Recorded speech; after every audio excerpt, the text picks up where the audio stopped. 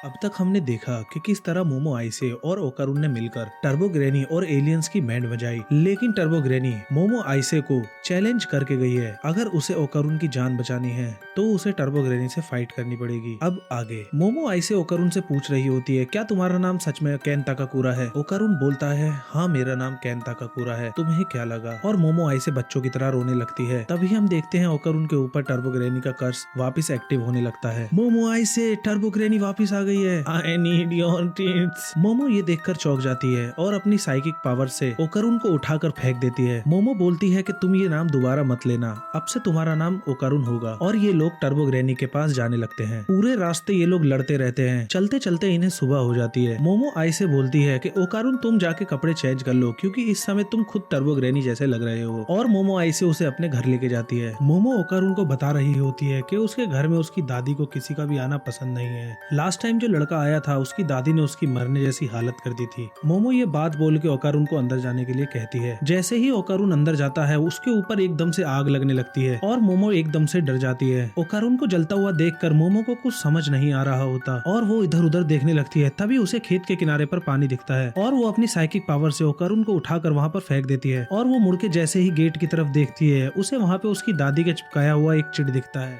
मोमो ओकारुन से पूछती है, क्या तुम ठीक हो? ओकारुन बोलता है, हाँ शायद मैं ठीक हूँ। मोमो ओकारुन को चिट दिखाते हुए अंदर आने के लिए बोलती है और ओकारुन डरता डरता अंदर आने लगता है। अंदर आने के बाद मोमो ओकारुन से पूछती है, क्या अब तुम ठीक हो? तुम्हें कुछ अलग सा महसूस तो नहीं हो रहा? ओकारुन बोलता है, मुझे सिर्फ हल्की सी खुजली मच रही है। तभी मोमो ओकारुन के बाल देखती है और उसका मजाक उड़ाने लगती है। ओकारुन बोलता है, मैं अभी अभी जला हूँ तो मेरे बाल तो ऐसे होंगे ही। घर के अंदर मोमो अपनी दादी को देख रही होती है, लेकिन उसे वहाँ पे कोई भी नहीं दिखता और वो अपने कमरे की तरफ चले जाते हैं। मोमो ओकारुन को बाहर ही रुकने को कहती है, लेकिन जैसे ही ओकारुन दरवाजा बंद करता है उसके ऊपर टर्बो ग्रैनी का कर्स वापस एक्टिव हो जाता है। ओकारुन तुरंत दरवाजा खोलता है, लेकिन मोमो कपड़े चेंज कर रही थी।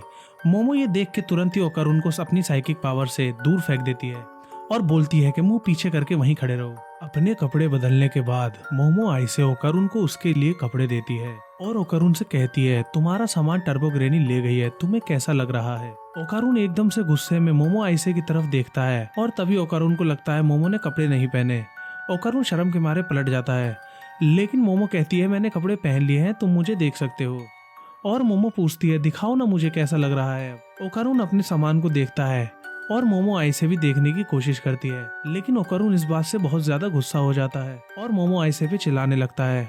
मोमो आई से बोलती है कि मेरा ऐसा कोई मतलब नहीं था, मैं तो बस देखना चाहती थी कि कैसा लग रहा है। और ओकारुन उसके ऊपर बहुत ज्यादा गुस्सा करने लगता है कि तुम्हारी ही वजह से मैं यहाँ पे फंसा हुआ हूँ, तुम्हारी ही वजह से मुझे टर्बो ग्रैनी ने मेरा सामान ले लिया है। मोमो बोलती है, तुम मेरे पास आए नहीं होते तो ये कुछ नहीं होता। ओकारुन बोलता है, मैं तुम्हारे पास इसलिए नहीं आया था कि मुझे तुम्हें कोई चैलेंज करना था, मेरे को तो सिर्फ तुम मेरे जैसी लगती थी, क्योंकि आज तक मेरे से किसी भी लड़की ने बात नहीं करी थी। तुम पहली लड़की थी जिसने मेरी किताब में मेरे साथ दिलचस्पी दिखाई, इसीलिए मैं तुमसे बात करने के लिए आया था, लेकिन तुम मुझसे बहुत ज्यादा अलग हो। इस बात को सुन के मोमो ऐसे ओकारुन से बोलती है, मैं तुमसे अलग नहीं हूँ, मैंने आज तक किसी से बात नहीं करी थी अपनी साइकिक पावर्स के बारे में कि मैं घोस्ट्स पे यकीन करती हूँ। और ओकारुन बोलता है कि मेरे को लगता है कि तुम भी मेरी दोस्त नहीं बनना चाहती। इस बात पे मोमो आइसे को गुस्सा आता है और वो उससे बोलती है, तुम्हारी यही तो कमी है कि तुम्हें पहले से ही लगने लग जाता है कि तुम्हारा कौन दोस्त बनेगा और कौन नहीं। ये सुनने के बाद ओकारुन मोमो आइसे को बीच बोल देता है और उन दोनों के बीच में दोबारा लड़ाई हो जाती है। लड़ते लड़ते उन्हें एकदम से बैल सुनाई देती है जो उनके दरवाजे से आ रही थी। ओकारुन बोलता है, ये किस तरह की बैल है? मोमो बोलती है, मेरे यहाँ पे दो तरीके की बैल है, एक इंसानों के लिए और एक एलियंस या घोस्ट के लिए। मोमो नीचे जाके देखने लगती है, तभी उसे दिखता है कि वो जो चीट उसकी दादी ने गेट पे चिपकाई थी वो अपने साथ वो घर के अंदर ले आई थी। मोमो ओकारुन गेट पे जाके फिर से लड़ने लगते हैं और कहते हैं, हम अब इससे क्या करें?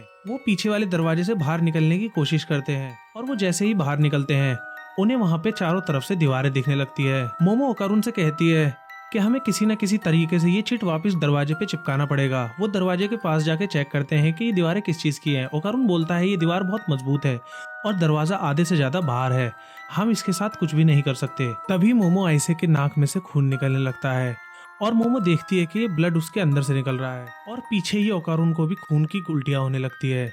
मोमो तुरंत वहां जाके पूछती है, ओकारुन तुम ठीक हो? मोमो पीछे की तरफ देखने लगती है और उसे एकदम से वहां पे एलियन दिखता है। एलियन उनसे बोलता है, I need your banana. और उनके ऊपर अटैक कर देता है। उस अटैक से वो दोनों चौंक जाते हैं। ये एलियन उनके पीछे लग जाता है। वो दोनों अपनी जान बचा के भागने लगते हैं, लेकिन वो एलियन उनपे फिर से अटैक कर देता है। वो दोनों एक जगह रुकते हैं और सोचते हैं किस तरह से इस एलियन को मारा जाए, लेकिन उनके कुछ समझ आता है उससे पहले ही वो एलियन उनपे फिर से अटैक कर देता है। यहीं टर्बो ग्रेनी ओकारुन पे फिर से एक्टिव होने लगती है। वो एक गैरेज में जाके रुकते हैं और वहाँ पे मोमो और ओकारुन दोनों के दोनों सोचने लगते हैं कि किस तरह एक दूसरे की मदद करी जाए। तभी ओकारुन को रियलाइज होता है कि वो सिर्फ अकेले ही एलियन को मार सकता है। वो मोमो आइसे से बोलता है, मोमो आइसे मैं जान चुका हूँ कि इसे कैसे मारना है। मोमो बोलती है क्या तुम पागल हो? ओकारुन बोलता है कि तुम मेरे ऊपर टर्बो ग्रेनी को हावी होने दो, सिर्फ मेरे फेस को कवर रखना अपनी साइकिक पावर से। और फिर से एलियन उन पे अटैक कर देता है और मोमो आइसे किसी तरह से ओकारुन के ऊपर पूरी तरह से टर्बो ग्रेनी के कर्स को हावी होने से रोकती है और उसे हाफ टर्बो ग्रेनी और हाफ म्यूटेंट बनाने की कोशिश करती है, लेकिन वो एलियन उनके ऊपर दोबारा अटैक कर देता है। तभी हम देखते हैं कि ओकारुन का एक बैड एस कैरेक्टर बाहर निकल के आता है, जिसने मोमो आइसे को अपनी गोद में पकड़ रखा होता है। ये जोश, क्या तुम मेरे साथ एक रात गुजारोगी? I'm sorry, जवानी।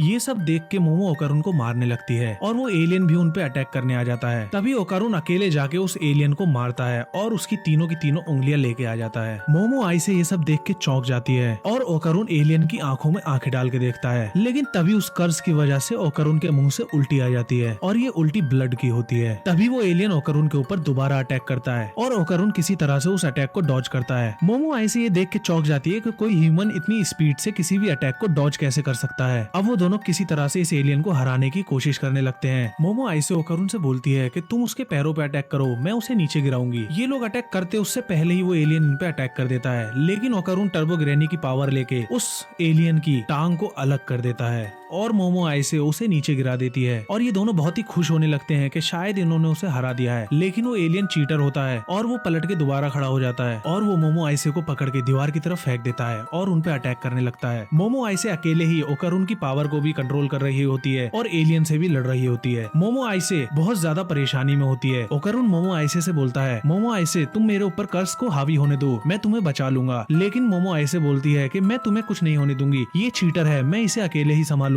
और एलियन मोमो आइसे पे बार बार अटैक करने लगता है। उस अटैक से दीवार के अंदर होल हो जाता है और मोमो आइसे किसी तरह से ओकारुन को पकड़कर वो चीट वापस दीवार पे चिपका देती है और वो एलियन जल के मरने लगता है। हम देखते हैं कि मोमो और ओकारुन अब बाहर निकल चुके हैं और वो एलियन भी खत्म हो चुका है और मोमो आइसे सुकून की सांस लेती है। लेकिन तभी ओकारुन के ऊपर वो कर्स वापस हावी होने लगता है और मोमो आइसे बोलती है, क्या यार तुम मुझे 2 मिनट के लिए सुकून से रहने भी नहीं दे सकते? और मोमो फिर से उसके ऊपर से कर्स को हटाने लगती है, लेकिन तभी मोमो आइसे को चक्कर आने लगते हैं और मोमो आइसे बेहोश हो जाती है और हम देखते हैं ओकारुन के ऊपर टर्बो ग्रेनी फिर से पूरी तरह से हावी हो जाती है।